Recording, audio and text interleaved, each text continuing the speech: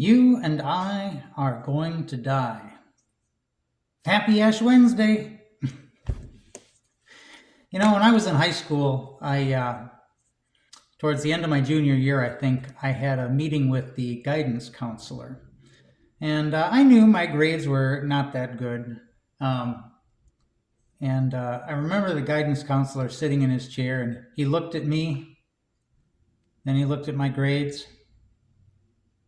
then he looked back at me, then he looked at my grades, then he looked back at me, and he leaned back in his chair and he said, "Ryan, do you remember when you were a kid and they told you could be anything you wanted to be when you grew up? Well, your options are a little more limited now." You might think that that's a tough thing for a guidance counselor to say, but you know, it was a form of tough love. It really kind of lit a fire under me.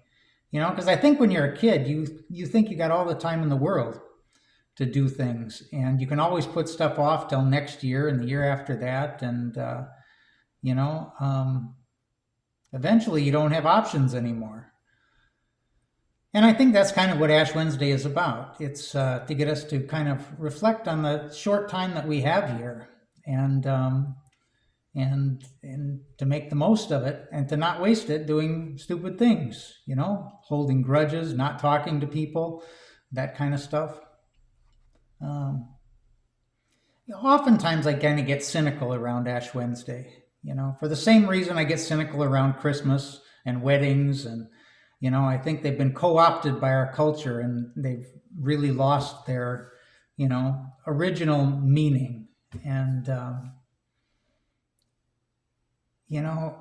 watching people go around on Ash Wednesday seems like such silliness to me. I don't want to have any part of it. Like, everybody's tripping over each other trying to get their ashes. Everybody wants their ashes. Even people who never go to church, they want their ashes on Ash Wednesday.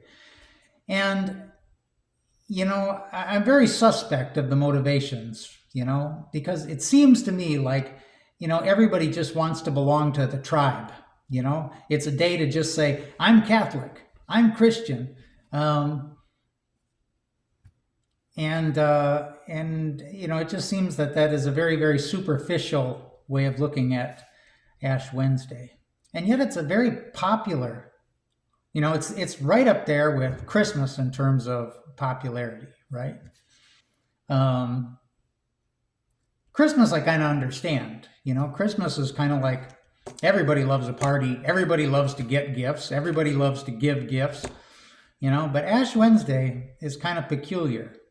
It's supposed to be this somber, sad day, like Good Friday, sackcloth and ashes and all that,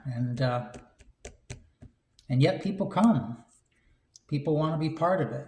Like I said, a lot of it's for superficial reasons. They just want to be part of the tribe. They want to show off the cross on their forehead to everybody. But I think there is something deeper going on too. There is a in a lot of ways, Ash Wednesday it's a more honest holy day than Christmas. Christmas is all about partying and celebrating. At least that's what we've made it out to be. And we're supposed to be happy, and we're not all the time. And that's why Christmas is hard for people. They see everyone else being happy, and they can't do that. Or they have to fake it, and they can't be their true selves. And Ash Wednesday gives people permission to feel like crap. That's the whole idea. You're supposed to feel like crap. You're supposed to feel like crap because you realize that you're going to die. You don't have a lot of time left. And you're supposed to feel like crap because, you realize that, you haven't been living your life the way you want to live it. And you want to do better, but, you've got to turn some things around. And so, it can be a very defeating day. And it's, I often think of Ash Wednesday as like the wedding, and Lent is the marriage. Everybody wants the wedding. Everybody wants to come and get the ashes, but do they really want to do the work of Lent? I know I often don't, because I know what it really ought to be. And that's a lot of work, I came across something interesting that I thought was interesting. It was kind of it comes from AA, Alcoholics Anonymous.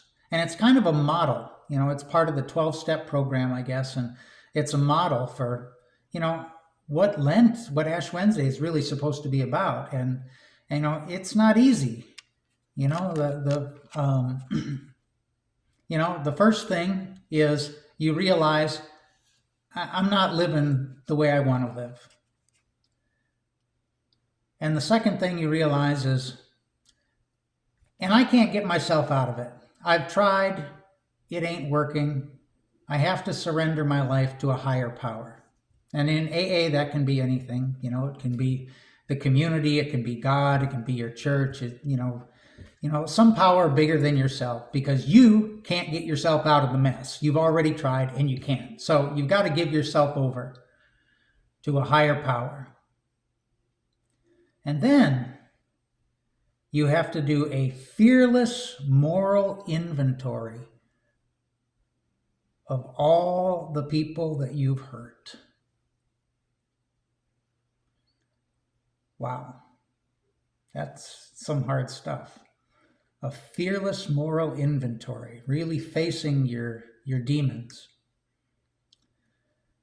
And then you have to admit those things to God, to yourself, and to another person to hold you accountable. That's not easy stuff, but that's the kind of stuff that real change is made of. That when you really want to turn your life around, that's the kind of stuff you have to do. I'm not always ready for that. I'm not ready for that just because the calendar says it's Ash Wednesday. But that's what Ash Wednesday and Lent ask of us. And if we can muster that, if we can do that, then it can be a very holy time and a very transformative time.